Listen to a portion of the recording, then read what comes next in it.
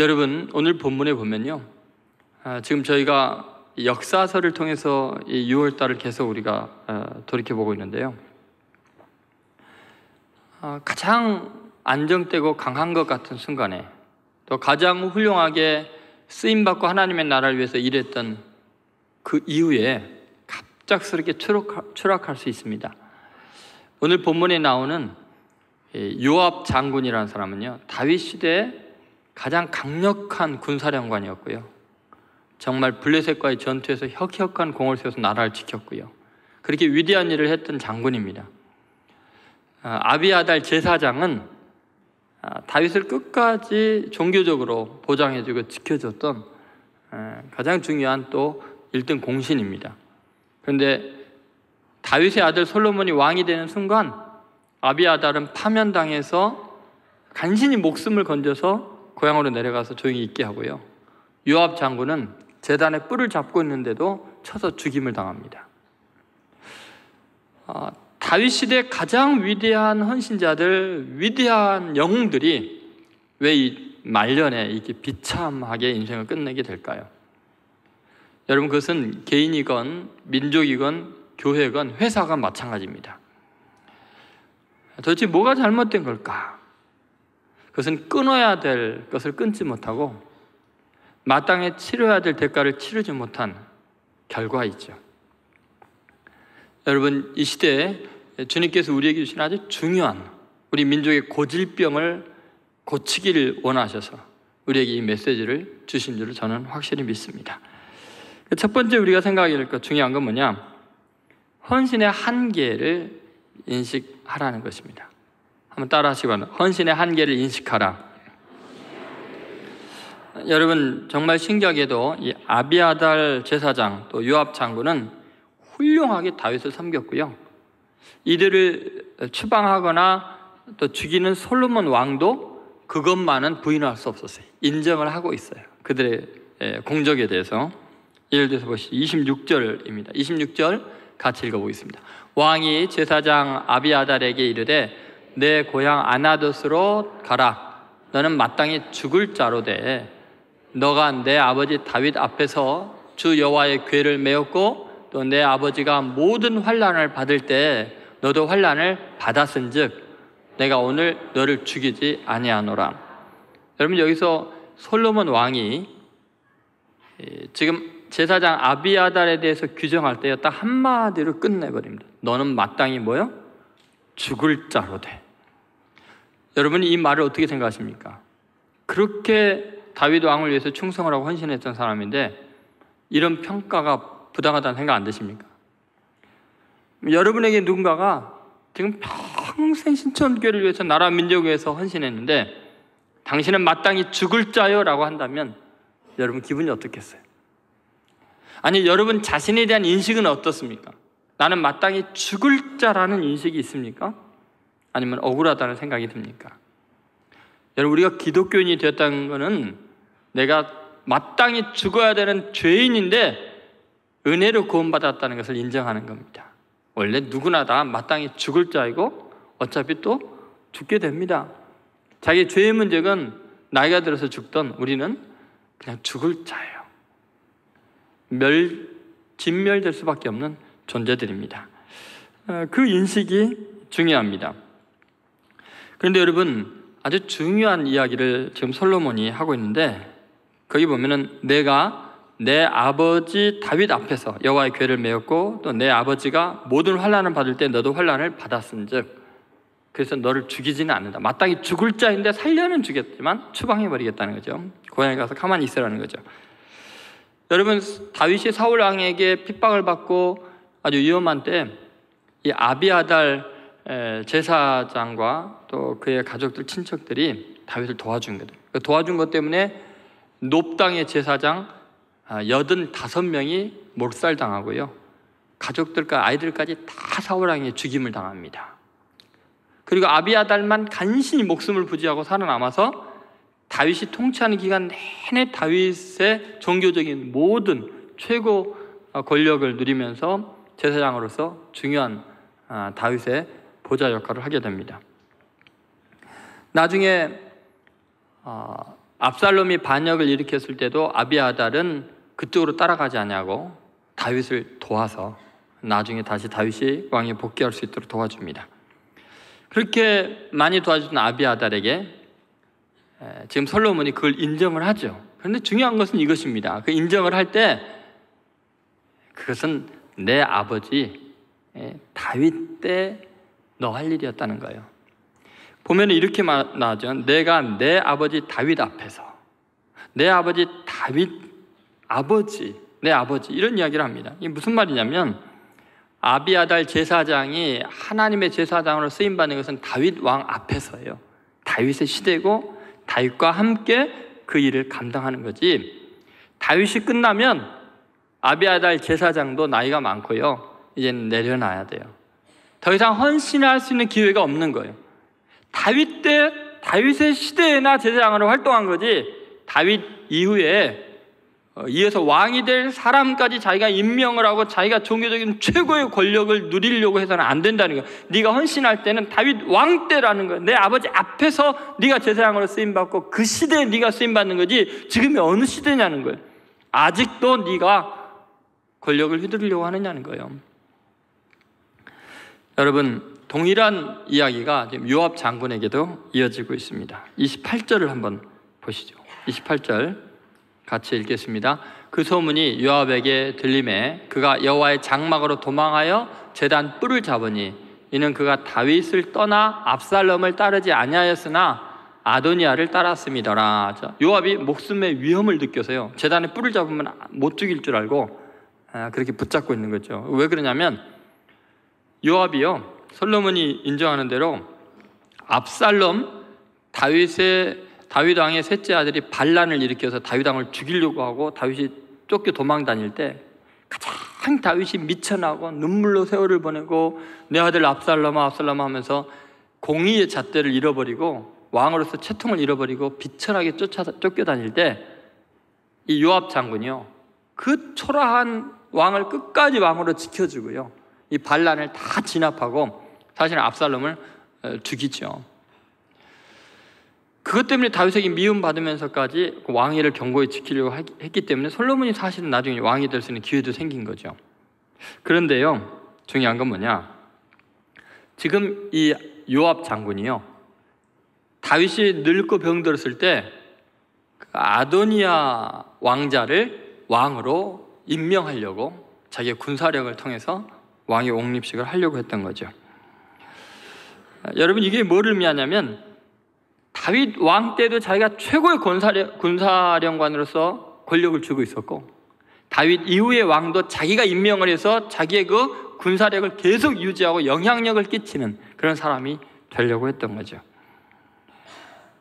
여러분, 아무리 위대한 헌신도 헌신할 수 있는 시대가 있고 때가 있는 거예요. 여러분, 그것에서 지나치게 되면 교만이고 저주를 자초하게 됩니다. 공동체 전체에 재앙이 오게 되어 있습니다. 그래서 여러분, 지금 우리 민족의 가장 큰 병폐 중에 하나가 뭐냐, 과거에 헌신하고 위대한 일을 한 사람들이 씨를 뿌리고 끝나면 되는데 그것 자기가 다 누리고 이후에도 계속해서 자기 당, 자기 가문, 자기가 계속해서 기득권을 형성하려고 하기 때문에 자신이 헌신한 때를, 하나님의 정해진 때를 잃어버리고 그 때 범위를 넘어서 계속해서 자기가 왕노를 하려고 하기 때문에 저주를 받게 됩니다. 그런 의미에서 저는 신천교 교우들이 참 복이 많다는 생각이 들어요. 왜냐하면 지금 교회들이 많이 혼란스러운 이유가 바로 이 문제거든요. 한국인의 고질병이기 때문이기도 해요. 여러분, 제가 어렸을 때 예전 원로 목사님 홍종광 목사님이 원로 목사님을 한 20여 년 목회를 하시고 은퇴하시고요, 교회 일에 대해서 전혀 입을 열지는 않으셨어요. 단에 한 번도 서지를 않으셨어요. 철저하게 후임자 오창환 원로 목사님 마음껏 목회할 수 있도록 일체 나서지는 않으셨어요. 제 원로 목사님 오창환 목사님이요, 얼마나 이 시대에 드문 분인지 모릅니다. 모든 재산 다 교회 이름으로 기부하고요, 후임자인 제가 부담 안 느끼게 하려고 교회 주일날 오시지도 않잖아요. 얼마나 22년을 헌신했는데 교회 오고 싶으시겠어요? 특별한 일이 아니면 안 오시잖아요. 깨끗하게 손을 떼시고요. 만날 때마다 그런 이야기를 하시잖아요. 여러분에게도 그러죠? 조동철 목사는 뜨는 태양이고 나는 지는 해다, 늘 그런 이야기 하시고, 그는 흥하여 하겠고 나는 쇠하여 하리라. 이게 쉬운 이야기가 아니에요. 평생 헌신하고 교회를 지키고 그런 분이 그렇게 말하기가 쉬운 게 아니에요. 정말 하나도 관여를 안 하세요. 하나도 뭐 이래라 저래라 말씀 안 하세요. 고마워 고마워 늘 만나면 그러시고요. 노예 다른 목사님들을 만나면 늘 저 칭찬하시죠. 근데 그런 교회가요, 복이 있어요. 저라고 문제가 없겠어요. 마음에 안 들면 많이 있을 텐데 일체 저한테 한마디 안 하셔요. 여러분, 당신이 헌신할 때 축도로 헌신하고 시가 끝나면 헌신의 한계를 알고 내려놓는 거 중요해요. 여러분, 우리 교회 은퇴하신 집사님들, 권사님들, 장로님들 보세요. 제가 보기에는 그분들 건강하시고요, 굉장히 지혜로우시고요, 세련되시고요, 젊은 사람들보다 훨씬 더 가치관이나 모든 것에서 능력이 있어요. 그런데 신기한 건요, 일체 간섭을 안 하세요. 헌신할 때 충성을 다하고 헌신의 때가 지나면 기도하고 또 다른 면으로 섬기고 헌신하는 모습, 그런 걸 보면서 야, 정말 신천교회 교회인들은 복이 많다, 이런 생각을 하게 됩니다. 저도 이제 문제죠. 제가 이 전통을 잘 이어가야 되겠죠. 그래서 여러분, 제가 나이 들어가면서 이상해지려고 그러면 오늘 설교 다시 들려주셔야 돼요. 여러분, 나는 피조물에 불과한 거예요. 하나님께서 나에게 헌신할 수 있는 기회 주셨으면 그 제한된 시간 안에서 최선을 다해서 헌신한 다음에는요, 내 때가 지나면 딱 내려놨어야 돼요. 다윗의 시대가 끝나면 제사장 아비아달도 끝난 거예요. 요압 장군도 권력 다 내려놓고 훌륭한 후임들을 세웠어야 돼요. 그런데 그걸 못한 거죠.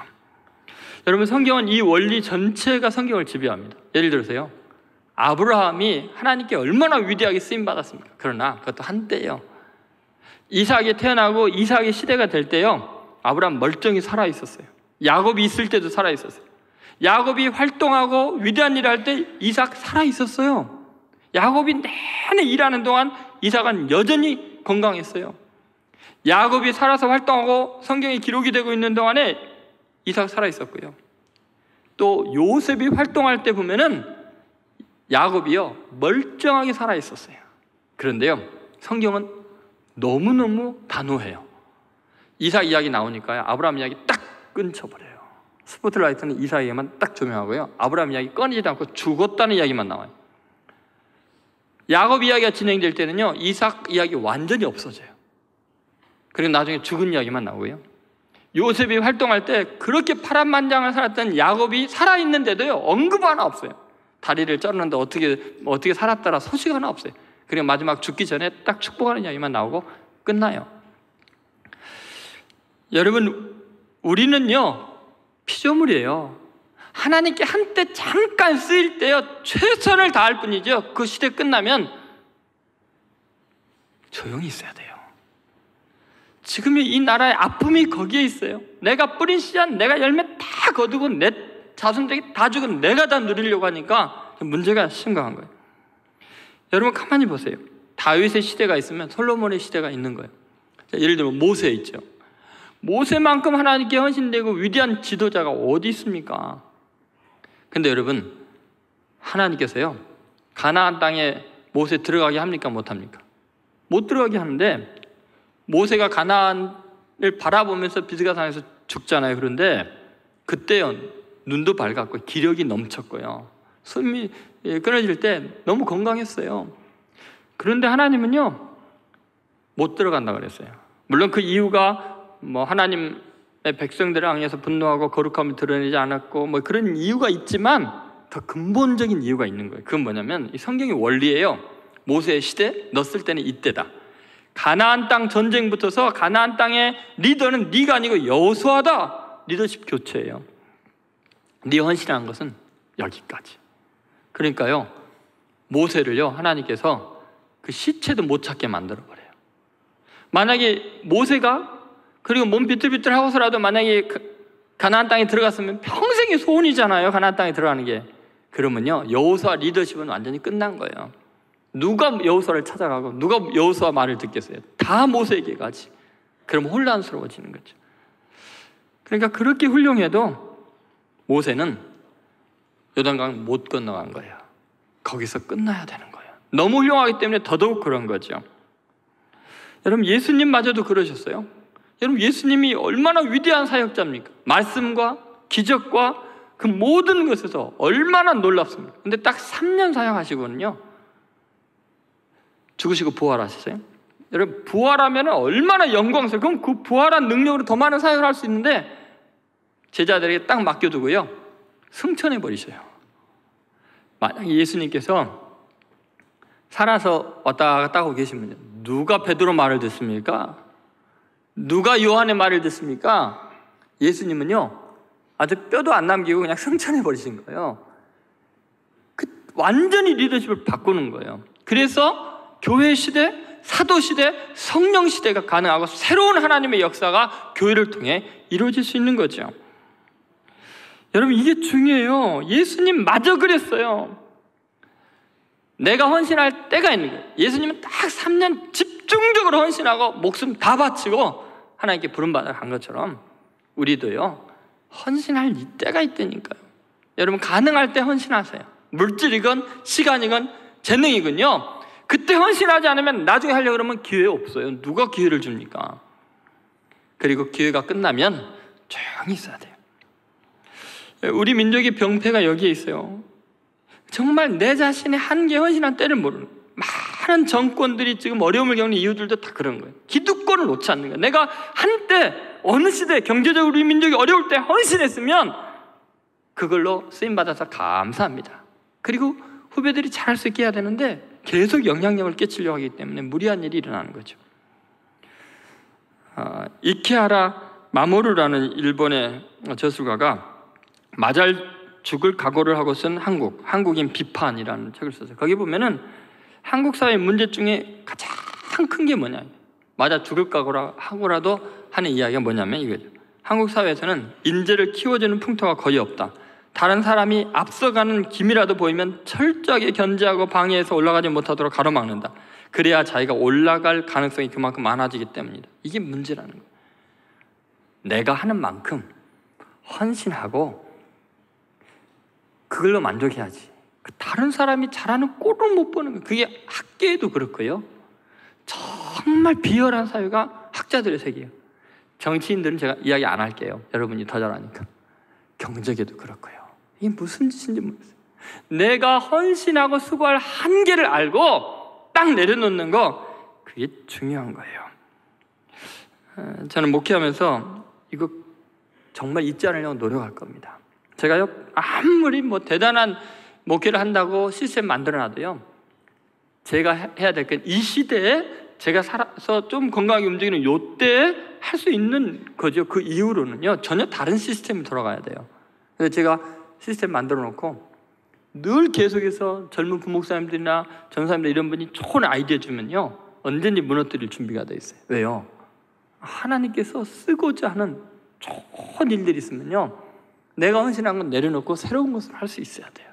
하나님을 위한 거지 나를 위한 것이 아니기 때문에 그렇죠. 여러분, 꼭 여러분 자신도 내가 쓰임받는 헌신의 한계가 있다, 이걸 인정하시고 주님 앞에 깨끗하게 쓰임받고 참 자유해지는 여러분 되시기를 주의 이름으로 소원합니다. 두 번째, 끝까지 주의 뜻을 분별하라는 거예요. 한번 따라하세요. 끝까지 주의 뜻을 분별하라.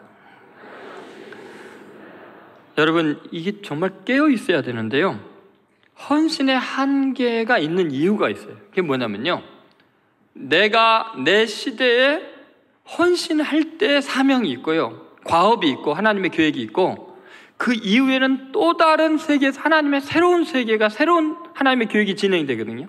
근데 우리들은요, 내가 내 시대에 하나님의 뜻을 잘 분별해서 그 일을 잘 감당하면은 무슨 착각을 하냐면, 내가 하나님의 뜻을 완벽하게 이해했다고 생각을 해요. 내가 하나님의 뜻을 이루었다고 생각하고 나의 판단은 항상 옳다라는 착각을 해요. 그런데 시대가 바뀌고 하나님이 행하시는 차원이 다른 일이 진행이 될 때는요, 앞의 시스템과 가치관으로 이 하나님의 일을 진행하려고 하면요, 반역자가 돼요. 하나님을 대적하게 돼요. 이걸 깨달아야 돼요. 자, 여러분, 이게 무슨 말인가 한번 생각해 보세요. 아비아달 제사장과 요압 장군의 문제가 뭐냐? 자기네들이요, 하나님의 뜻을 그동안 잘 수행해 왔고 지켜왔기 때문에 자기네들은 늘 하나님의 뜻을 완벽하게 이해하고 있고 그것을 순종하고 있다고 착각을 하고 있는 거예요. 자, 왜 그런가 보세요. 여러분, 우리들은요, 어떤 것에 한번 옳은 일에 헌신되고 훌륭하면 늘 자기가 옳고 훌륭하다고 생각을 해요. 그래서 그것에 익숙해지면 그 전통의 노예가 되어버립니다. 그래서 하나님께서 새로운 시대에 새로운 일을 꿈꾸고자 할 때는 그것을 대적하는 일이 생기게 돼요. 하나님의 놀라운 섭리와 차원 높임, 완전히 시대가 달라서 새로운 일들을 행하실 때 내가 반역자가 될 수 있어요. 자, 이게 무슨 일인가 이제 설명할 테니까 들어보세요. 자, 다윗이 늙어서 이제 죽을 날이 가까웠어요. 그럼 왕위를 누구에게 이어주느냐가 기득권층의 가장 중요한 일이겠죠. 그래서 아비아달 제사장과 요압 장군은 다윗이 이제 가장 소중하게 여긴 사람이 누군가를 아마 생각을 했을 거예요. 여러 가지로.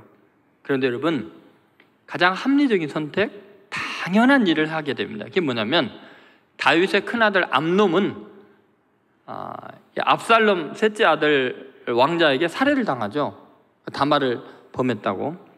그 다음에 둘째 아들이 있습니다. 이 길르압이라는 아들인데 이 왕자는요, 존재감이 없어요. 도대체 이 사람이 어떤 일을 했는지가 전혀 없어요. 왜 그러냐면 그 어머니가 아비가일이거든요. 다윗을 그 위기에서 구해줬던 아주 지혜로운 여인이잖아요. 그러니까 어머니가 조언을 잘 해갖고요, 벌써 이 왕이 될 자격이 없다고 생각한 거예요. 둘째 아들인데도 피신시켜 놓은 거예요. 이 권력 다툼 서열에서 빼버린 거예요. 사실 암놈이 죽으면 이 길르압이 왕이 될 수도 있잖아요. 둘째 아들이니까. 그런데도 굉장히 지혜로운 거죠. 그래서 빼버린 거예요. 그러니까 셋째 아들이 압살롬인데 이 사람은 자기가 이제 당연히 왕이 될 거라고 생각을 해갖고 반란을 일으켰다가 요압 장군에게 죽임을 당하지요. 그리고 이제 넷째 아들이 아도니아 왕자예요. 근데 이 넷째 아들 아도니아 왕자는요, 이 본문 전후에 우리가 큐티에서 알지만 다윗이 한 번도 너 왜 이렇게 하냐고 압살롬이나 뭐 암논이나 이런 사람처럼 혼낸 적이 없어요. 너무 행실이 바르고 훌륭하고 모든 것이 부족함이 없어서 모든 국민들이 존경하는 왕자님이거든요. 그러면 여러분, 제사장 아비아달과 장군 요압의 입장에서는 다윗이 지금 늙어서 힘이 없고 이제 희망이 없는데 누구를 왕으로 세워야겠어요? 당연히 누구를 세워요? 아도니아 왕자를 왕으로 임명을 해야죠. 그래서 그 일을 한 거예요. 당연하고 순리적인 일을 한 거예요. 그것 해서 죽임당한 거예요. 당연한 일 해서 죽임당한 거예요. 당연한 일 해서 하나님을 반역하고 하나님을 대적한 게 돼요. 왜 그런가를 이제 설명할 테니까 들어보세요. 여러분, 우리는 이렇게 되리라라고 하는 생각, 그것보다도 하나님의 뜻은 완전히 차원이 다를 수가 있어요. 여러분, 사실 솔로몬이 왕이 된다는 것은 아주 뜻밖의 일이에요. 왜냐하면 솔로몬은 누구의 아들이에요? 우리아의 아내 밧세바가 다윗을 통해서 낳은 그런 아들이잖아요. 그러니까 솔로몬이 왕이 되는 것 자체, 다윗의 후계자가 되는 것 자체가 다윗에게는 치욕적인 일이에요. 얼마나 치욕스러운 일인가? 마태복음 1장에 예수님의 족보에도 우리아의 아내 밧세바라고 나와버리니까요. 그럼 솔로몬이 왕이 되면 안 될 거 아니에요. 가장 천하고 가장 태생 자체가 합법적이지 못한, 왕이 될 자격이 없는 거예요. 서열상으로 한 10번째 해당하는 거예요. 그러면 아도니아 이후에도 5번째, 6번째, 7번째, 8번째, 9번째 왕자들이 있잖아요. 그런데 솔로몬이 왕이 돼요? 이런 법이 어디 있어요?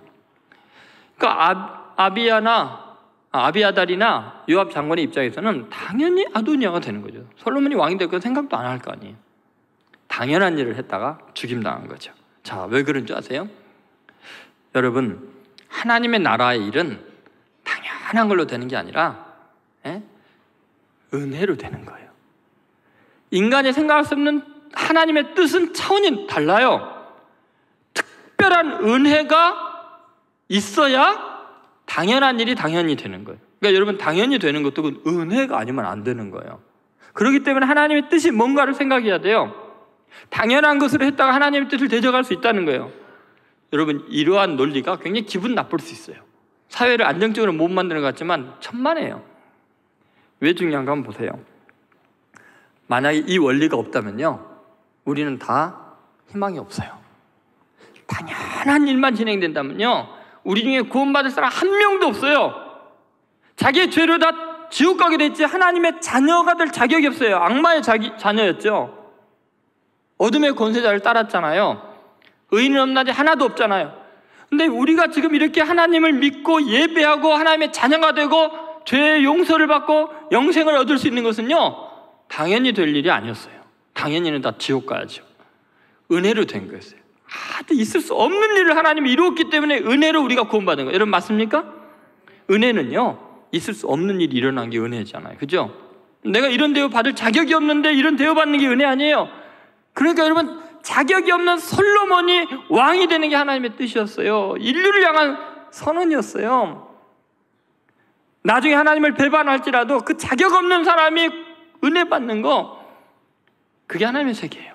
다시 말해서요, 하나님의 뜻은 너무 차원이 높아서 우리가 당연하다고 생각하시 하나님의 뜻이라고 생각하면 잘못하면 하나님께 반역하게 되고 하나님 나라를 망치게 되기 때문에 하나님이 이 사람들 죽인 거예요. 무서운 이야기죠. 여러분, 베드로가 마태복음 16장에 아주 놀라운 이야기를 합니다. 주는 그리스도시요 살아계신 하나님의 아들이십니다. 엄청난 신앙 고백을 했어요. 예수님께서 바요나 시몬아, 네가 복이 있도다. 이를 알게 하는 이는 혈육이 아니라 하나님의 은혜다, 성령님이다, 이런 이야기를 해주셔요. 그러면서 너에게 천국 열쇠를 주겠다. 근데 왜 천국 열쇠를 주겠다, 뭐 굉장히 칭찬하시면서 꼭 그 말을 하셨을까요? 네가 안 것이 아니고 이거는 하나님의 은혜로 알려준 거다. 무슨 말이냐면 이거 지금 당연한 일이 아니라는 거예요. 네 주제에 어떻게 그걸 알겠냐는, 이건 은혜의 사건이라는 거죠. 그러면요, 그 말을 알아들었어야 돼. 겸손했어야 돼. 그리고 예수님께서 이제 인자가 곧 예산을 올라오면 이제 장로들에게 넘겨지게 되고 이방인의 손에 넘겨 죽임을 당할 거다 이야기하니까요, 베드로가요 당연한 이야기를 합니다. 절대로 스승님은 그런 일이 있어서는 안 됩니다. 메시아가 그러면 안 되죠. 하나님의 아들 구원자가 죽임을 당하면 됩니까? 그랬다가 예수님이 뭐라 그래요? 사탄아 물러가라 하죠. 해보세요. 제자로서 스승 보호해주고 메시아는 그 위대한 왕이 돼야 된다고 하는 거 당연한 거죠. 당연한 이야기였다가 사탄 됐어요. 무슨 말이냐면 네가 하나님의 일을 생각지 아니하고 사람의 일을 생각한다. 사람의 도리 당연한 것 같지만 하나님은 은혜의 세계를 열어놓고 있다는 걸, 그 외아들이 죽임을 당함으로 인류를 구원하는 은혜의 세계를 베풀겠는데 네가 지금 당연한 일로 휴머니즘적으로, 인간적으로, 네 정으로, 네 세력 다툼으로 네가 우위정하려고? 너 사탄이다라는 거예요. 여러분, 무슨 말인가를 잘 생각해보세요. 끊임없이 인간은 인간일 뿐이에요. 우리는 무지몽매한 죄인들이에요. 날마다 새로운 하나님의 계시를 받고 은혜 받지 않으면요, 내가 당연하고 마땅히 교회를 위하고 하나님 나라를 위한다고 하는데 사탄짓 할 수 있어요. 사울이 내내 예수 믿는 사람 잡아 죽였던 그 과거가 당연한 걸 했거든요. 죽임당하는 거예요. 여러분, 내가 경험한 건, 내가 익숙한 건, 내가 그동안 은혜 가운데 헌신하고 당연히 하나님께 쓰임받았다고 해서 내가 하나님 뜻 안다고 착각하지 마세요. 여러분, 젊었을 때 여러분, 안수 집사님들, 권사님들, 장로님들 젊었을 때 성역 공부하려고 애쓰는 모습 제가 봤어요. 하나님 뜻 알려고요 얼마나 열심을 냈는지 몰라요. 근데 지금 안수 집사 되고 권사 되고 장로 되고 목사 되는데 왜 성역 공부 안 해요? 예전에 안 은혜가 하나님 그 안에 가둘 수 있다고 생각하세요? 지금 성경 아카데미에 들어가서 공부 안 하고 말씀 묵상 안 하면요, 당연한 일 때문에 죽임당합니다. 평생 헌신하고 버림받습니다. 은혜 가운데 깨어서 하나님 뜻 새롭게 깨달으려고 노력하지 않으면요, 매일 설교하는 저도요 당장에 하나님 뜻 반영할 수 있어요. 언제든지 죽임당할 수 있어요. 여러분, 예수님 당시에 당연히 하나님의 나라를 계승하고 위대하게 쓰임받아야 할, 예수님께 쓰임받아야 될, 사도로 임명받아야 할 사람들은 제사장, 서기관, 장로, 이런 훌륭한 사람들이었어요. 근데 당연히 그들이 하나님 나라 주인공이 될 것 같은데 예수님은 세리와 창기와 죄인들과 어부들과 세상에 쓸모없는 인간들을 택해서 사도로 임명하고 교회 시대를 열어놨어요. 여러분, 그것이 은혜의 세계예요. 이 사회가 지금 어려운 이유가 뭔지 아세요? 당연한 일만 진행이 되는 거예요. 의외의 사건, 은혜의 사건이 불가능한 사회가 되고 있기 때문에 지금 이런 일이 일어나는 거예요. 무슨 말이냐면요, 예전에 여러분 젊었을 때는 어떠셨어요? 아무리 가난해도 아무리 무식해도 열심히 노력하면 미래가 바뀔 수 있는 희망이 있었어요. 은혜의 세계가 가능했어요. 그래서 기도했고, 그래서 하나님께 매달렸고, 그래서 열심히 살았어요. 근데 이 시대의 젊은이들은요, 희망을 잃었어요. 왜요?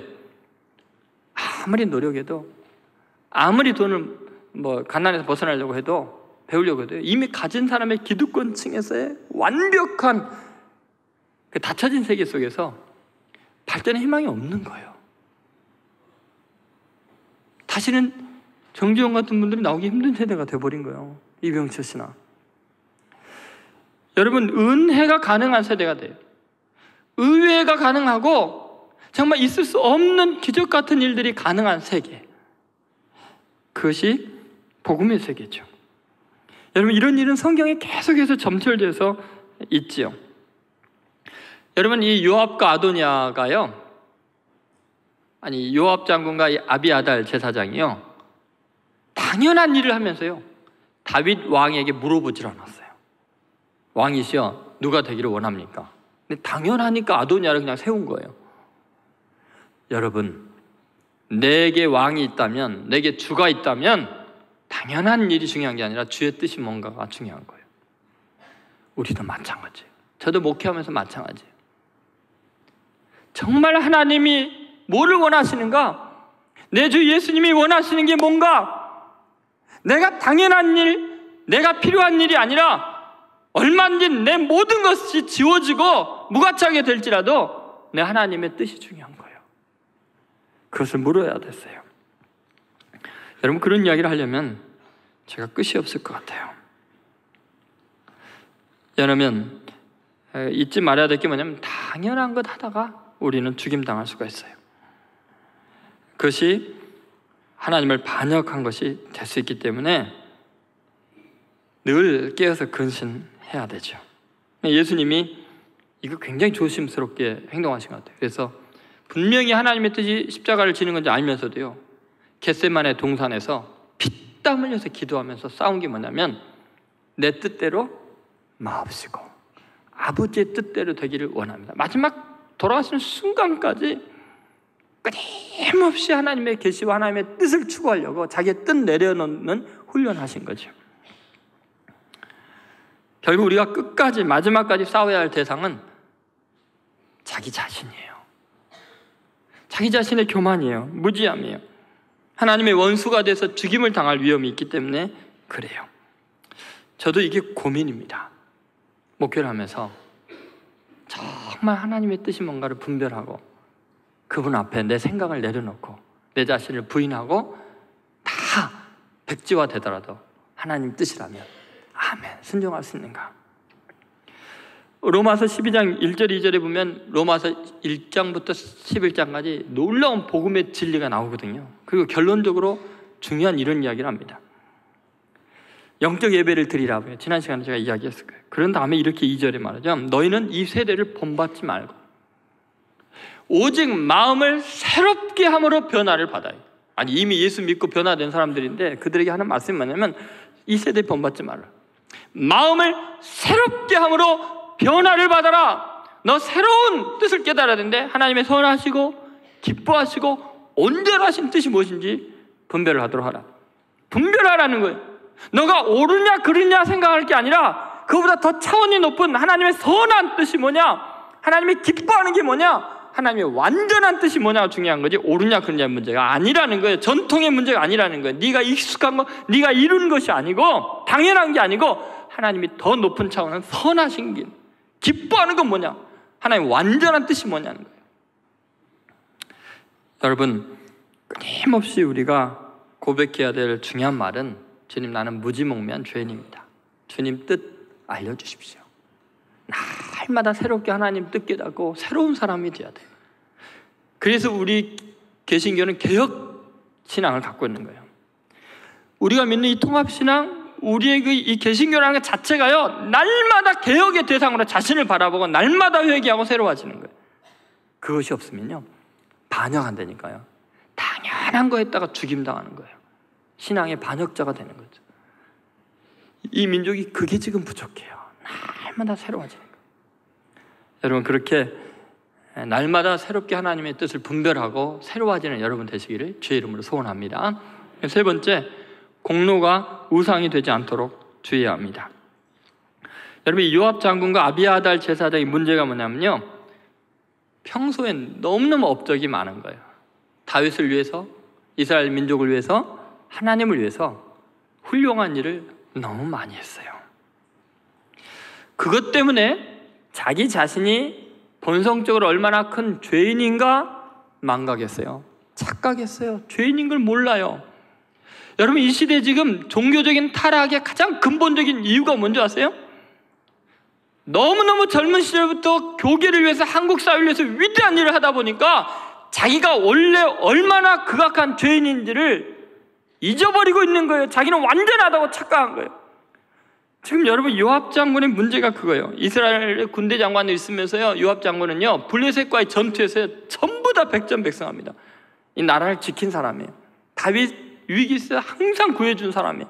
너무 훌륭한 일을 많이 하다 보니까 자기가 본성상 얼마나 타락한 존재인지를 완전히 잊어버리고 자기의 판단과 선택은 늘 하나님을 위한 것이고 다윗을 위한 것이고 가장 완벽하다고 착각을 한 거죠. 근데 실상은 어땠어요? 오늘 솔로몬이 그걸 깨닫게 해주는 거죠. 요압에게 뭐라 그래요? 네가 행한 악을 아느냐? 다윗의 의사와 상관없이 네가 얼마나 악을 행했는지 살인자인 걸 보여주는데, 무슨 이야기를 하냐면요, 다윗 시대에 남북이 완전히 통일될 수 있는 좋은 기회가 있었어요. 그게 뭐냐면, 북이스라엘 10지파의 총사령관이었던 아브넬이라는 장군이 사울 왕과 후계자들을 다 평정해가지고 이건 하나님의 뜻이 다윗이 이스라엘 전체를 다스린 겁니다 하고서 그 다 실권을 쥐고 와가지고 평화협정을 맺고 남북을 통일시키려고 왔는데, 요압 장군이요, 그 소식을 듣고는 이 아브넬이 자기 동생을 전쟁 중에 죽인 거예요. 싸우다가 죽였고, 그 다음에 아브넬은 10지파의 총사령관이고 요압 장군은 겨우 2지파의 총사령관이니까 통일이 되면 누가 총사령관이 되겠어요? 아브넬이 훨씬 더 훌륭한 장군이거든요. 그러니까 좋은 소식이 이야기 전하고 있는 것처럼 해서 협의가 끝나고 이제 곧 돌아가면 통일이 될 판인데, 가다가 이야기할 게 있는데요 하고서는 귓속말 하는 사람한테 칼로 옆구리 찔러 죽였어요. 살인자예요. 조국의 통일을 막는, 자기 이권을 위해서 막는 아주 탐욕스러운 인간이에요. 권력용의 노예가 되어 있는 상태죠. 아마샤라는 유대 군 총사령관도 자기가 죽였어요. 살인자예요. 그런데 자기가 워낙 많은 공로를 쌓아놓다 보니까 자기는 완전하다고, 자기는 죄인이 아니라고 착각을 하게 된 거죠. 그래서 솔로몬이 그걸 경각시키는, 네가 원래 죽어 마땅한 자인 것을 이유를 설명해 준 거예요. 여러분, 공로가 우상이 됩니다. 내가 평생 교회를 위해 헌신하고 내가 나라와 민족을 위해서 위대한 일을 하면요, 그것 때문에 내가 완전하고 자격이 있는 사람은 내 모든 판단을 옳다고 생각하면 큰 착각입니다. 우리는 원래 죽어 마땅한 죄인이에요. 은혜로 그런 일을 했던 거예요. 그래서 여러분, 제일 인생에서 위험한 게 뭐냐면요, 실수한 게 위험한 게 아니에요. 죄 지은 게 위험한 게 아니에요. 오히려 너무 착하게 살고 너무 하나님 뜻대로 살려고 완벽하게 산 것이, 그것이 치명적인 결과를 낳아요. 교만의 죄에 빠지게 해요. 그것 때문에 자기 자신을 잃어버려요. 피조물이고 죄인인 걸 잊어버리면 희망이 없어져요. 그건 하나님 앞에 죽임당할 길밖에 없어요. 우리는 늘 주님 앞에 은혜 외에는 붙잡을 게 없는 거예요. 십자가밖에 붙잡을 게 없는 거예요. 내 공로 의식하는 순간, 내 헌신을 의식하는 순간, 그건 죽어 마땅한 자가 되는 거예요. 그래서 여러분, 공로가, 헌신이 우상이 되지 않도록, 걸림돌이 되지 않도록 정신 바짝 차려야 돼요. 우리는 죽는 순간까지 하나님의 은혜 없으면 안 되고요, 마지막 천국문에 가는 것도 십자가 붙들고 가는 거지 내가 헌신한 것 갖고 하는 거 아니에요. 그건 기독교가 아니잖아요. 그렇죠? 기독교는 은혜의 종교예요. 여러분, 사도 바울이 그걸 깨달은 거예요.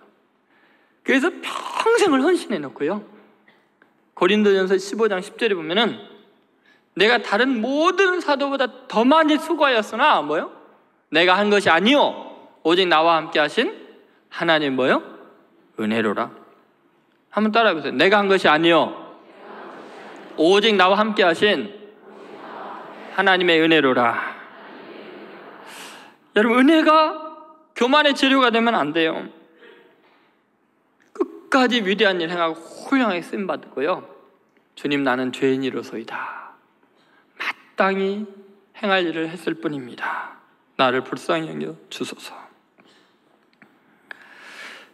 여러분, 하나님 앞에 나를 죽이는 치명적인 재료는 내 공로고 내 의라는 것을 잊어서는 안 돼요.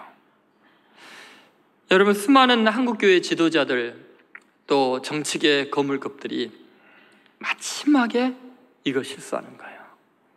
끝까지 자기의 모든 수고 헌신을 은혜로 여기고 겸손하면 얼마나 좋을까요? 내 자랑이 되고 내 의가 되면 은혜는 저주로 순간적으로 바뀔 수 있습니다.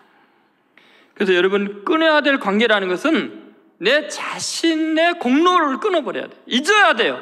내 행위를 잊어버려요. 그래서 사도 바울이 그런 말 한 거예요. 내가 이제까지 행한 모든 걸 잊어버리고 그 배설물로 여기고 그리스도를 아는 지식이 가장 고상하기 때문에 푯대를 향해서 주님이 위해서 부르신 부름의 상을 위해 달려갈 뿐이지 지나간 일, 내가 한 일은 다 잊어버렸다. 그 배설물이다. 그래요. 왜요? 배설물 때문에 오염돼서 죽거든요. 더럽거든요. 사람이 추해지거든요. 저도 지금 여러분 끊임없는 고민입니다. 교회가 조금 부흥된다고 나중에 제가 원로 목사가 돼서 된 이후에 우리 원로 목사님처럼 할 수 있을까? 정말 기적 같은 은혜가 있어야 될 것 같아요. 한국교회요, 정말 훌륭한 목사님들 마지막에도 여전히 은혜였다면 얼마나 이 교회가 지금 세계 가운데 한국 사회가 아름다운 사회가 됐을까 하는 아쉬움이 있습니다. 중요한 것은 여러분, 내 뜻이 아니고 하나님의 뜻이에요. 내 입지도 아니고 하나님의 뜻이에요. 아더 애쉬라는 유명한 흑인 테니스 선수가 있습니다. 이분이 흑인 최초로 윈블던 테니스 대회에서 우승을 한 사람이에요. 남자로서는 정말 기적 같은 일이죠. 이분이 이런 말을 했어요. 하나님의 뜻이 중요하지 나의 개인적인 바램이나 요구가 중요한 것이 아니다. 이 아더 애쉬가요, 흑인 선수로서 놀랍게도 US 오픈, 그 다음에 호주 오픈, 그 다음에 윈블던 대회를 우승했어요. 전설적인 선수입니다. 그런데 그에게요, 유전적인 심장병이 있었어요. 그래서 30살에 심장병 수술을 했는데 수혈을 의사들이 잘못해갖고 에이즈가 감염이 돼버려요. 여러분, 30살의 나이에 세계 최고의 선수가 에이즈에 감염됐다고 생각해보세요. 심장병을 앓는 것도 그 고통스러운데. 그 사실을 알고 전 세계의 팬들이요, 너무너무 안타까워갖고 편지를 굉장히 많이 보냈어요. 근데 그 편지 내용 중에 상당수가 당신 그렇게 하나님을 잘 믿는데 왜 당신의 하나님이 당신에게 그런 억울한 일을 당하게 하실까요? 이해할 수가 없어요. 왜 하나님은 그러셨을까요? 왜 하필이면 당신입니까? 그런데 놀랍게도 이분이 에이즈에 걸린 이후에도요, 한 번도 낙심하지 않고 누구 저주하지도 않고 하나님 원망하지도 않고요, 가난한 사람 돕고 IT 난민들을 위해서 어마어마한 헌신을 하게 돼요. 그리고 나중에 그 젊은 나이 50에 병과 싸우다가 결국은 세상을 떠나게 돼요. 왜 당신입니까? 하필 왜 당신에게 그런 일이 있습니까? 이런 질문에 그는 이렇게 편지를 답을 해줬어요. 전 세계적으로 5천만 명의 어린이들이 테니스를 합니다. 그 중에 500만 명이 테니스를 정식으로 배웁니다. 그 중에 50만 명이 직업선수가 됩니다. 그 중에 5만 명이 리그전에 참여합니다. 그 중에 5천 명이 그랜드슬램 대회에 참여할 자격을 얻습니다. 그리고 그 중에 50명이 윌분던 대회 준결승에 진출하고 2명만이 결승전에 나갑니다. 제가 윈블던 우승컵을 들었을 때 저는 왜 접니까? 라고 묻지 않았습니다. 그의 회고록 은총의 나날들에 보면 많은 질문을 해보았지만 단 한 번도 왜 저입니까? 라는 질문을 자기 생애에 하나님께 한 적이 없다는 거예요. 어느 기자가 그 이유를 물었어요.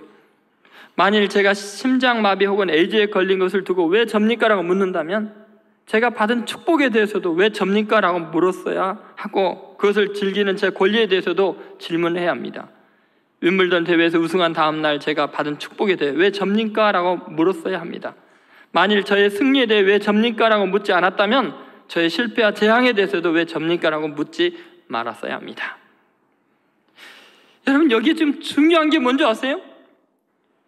내 중심이 아니라는 거예요. 내가 하나님께 이렇게 쓰임받았는데 내 말년이 왜 이렇게 돼야 됩니까? 라는 질문을 하지 말라는 거예요. 그 많은 사람 중에 그 시대에 내가 쓰임받은 것이 얼마나 감사한데 그때는 감사하다고 왜 접니까? 라는 말 안 해놓고 마지막 물러나게 될 때 왜 접니까? 라고 원망할 수 있냐는 거예요. 요압 장군, 아비아달 제사장, 다윗 시대에 훌륭하게 쓰임받았으면 그 죄인인데 마땅히 죽을 자인데 함께 쓰임받았으면 감사해야지. 왜 이후까지 나중에 다음 세대까지 자기네들의 기득권을 주장하려고 했냐는 거예요. 여러분, 한국 사회 고질병이 여기 있어요. 받은 은혜, 그 많은 축복을 잊어버리고요. 지금 원망해요? 하나님을 대적해요? 그러니까 하루아침에 그 명성이 다 날아가는 거예요. 그리스도인은 겸손해야 돼요. 은혜밖에 없다는 거 겸손해야 돼요. 끝까지 여러분 끊어야 될 관계가 뭔가를 보세요. 버려야 될 대가가 뭔가를, 치러야 될 대가가 뭔가를 잊지 마세요. 그렇게 주님 앞에서 다시 한번 은혜의 사람으로 돌아가고 복음의 본질로 돌아가는 귀한 신천교회 성도들 되시기를 주의 이름으로 축원드립니다.